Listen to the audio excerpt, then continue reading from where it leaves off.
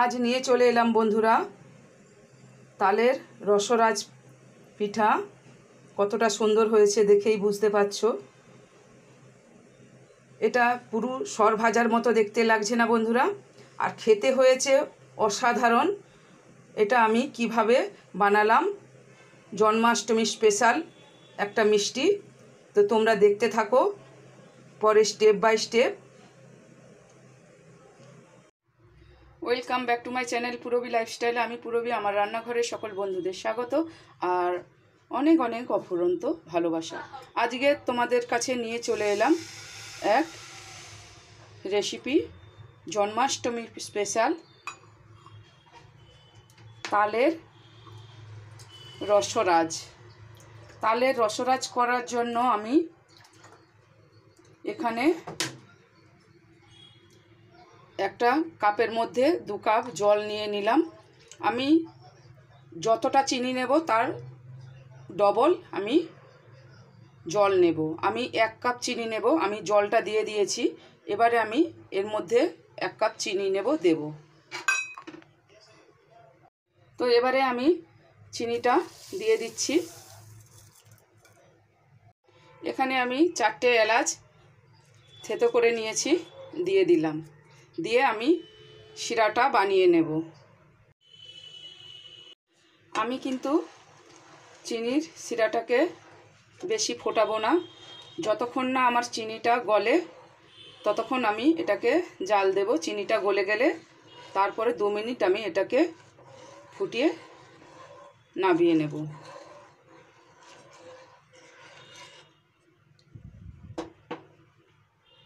শিরাটা আমি 2 মিনিট ফুটিয়ে নিয়েছি। এর বেশি আমি ফোটাবো না, আর বেশি গাঢ় করার কোনো দরকার নেই। ঠিক এমনি করে নামিয়ে নেব। এদিকে আমি একটা কড়াই দিয়ে বসিয়ে দিয়েছি। কড়াইয়ের মধ্যে আমি তালের পাল্পটা নিয়ে নিলাম। এবারে আমি এর মধ্যে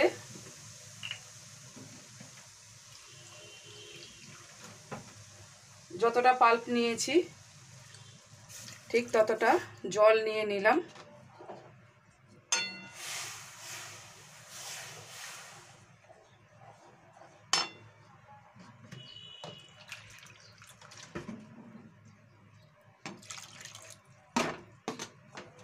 নিয়ে আমি ভালো করে এবারে মিশিয়ে নেব। আমি যে কাপে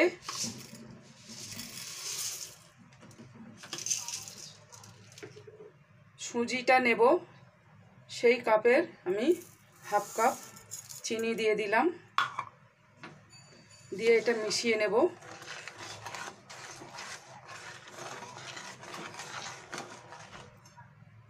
এখানে আমি পরিমাণগুলো দেব।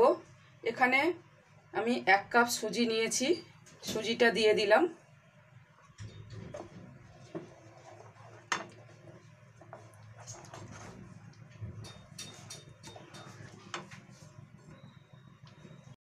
এক কাপ সুজিতে 2 কাপ ময়দা দেব। এখানে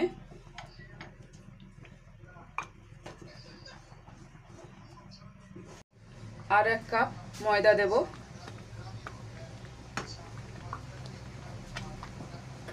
মোট আমি 1 কাপ সুজিতে 2 কাপ ময়দা দিলাম। দিয়ে আমি একটা মন্ড তৈরি করে নেব ভালো করে। এটা একটা মন্ড তৈরি করে নেব।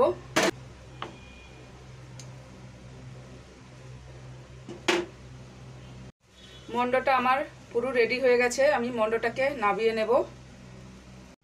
যে থালাটাকে আমি মন্ডটা নামাবো সেই থালাতে আমি একটু সাদা তেল দিয়ে দিচ্ছি।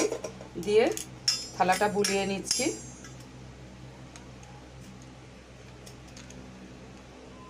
আমি নিয়ে নিলাম। এবারে মন্ডটাকে আমি একটু ঠান্ডা হতে দেব, দিয়ে তোমাদেরকে দেখাচ্ছি। আমি মন্ডটাকে একটু তেল হাত করে ভালো করে মুথে নেব।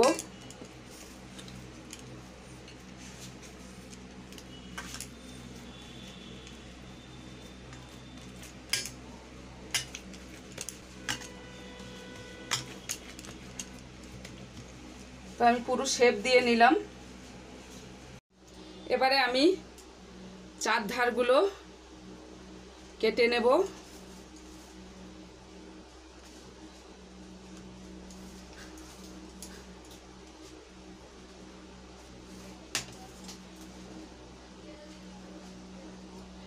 দিয়ে এবারে আমি শেপ দেব।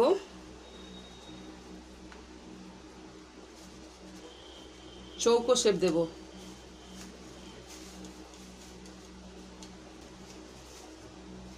এটা আমি চৌকো শেপ দিয়ে নিলাম।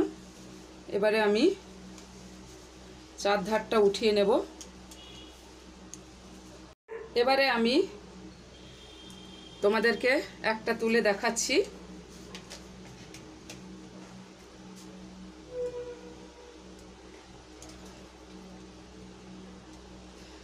এটাকে এমনি করে নেব।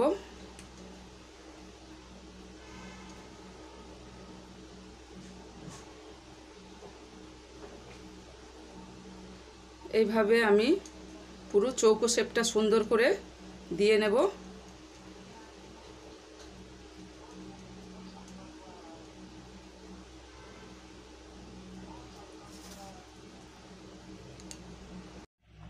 তো এবারে আমি এগুলোকে ভেজে নেব। বরফিগুলোকে সাদা তেলে ভাজবো। তেলটা গরম হতে দেব। তেলটা আমার গরম হয়ে গেছে। এবারে আমি একটা একটা করে ছেড়ে দেব।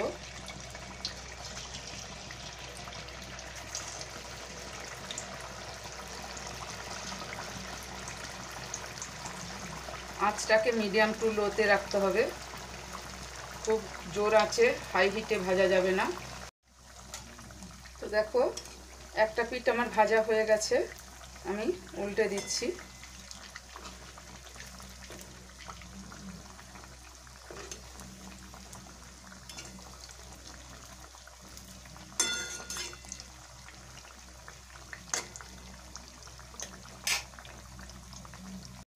এবারে আমি এগুলো উল্টে দেব। একটা পিঠ হয়ে গেছে, উল্টে দিচ্ছি।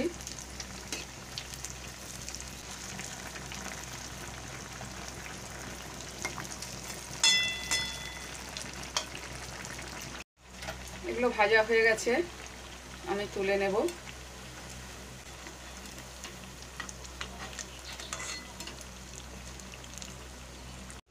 এবারে এই ভাজাগুলোকে আমি রসের মধ্যে দিয়ে দিচ্ছি।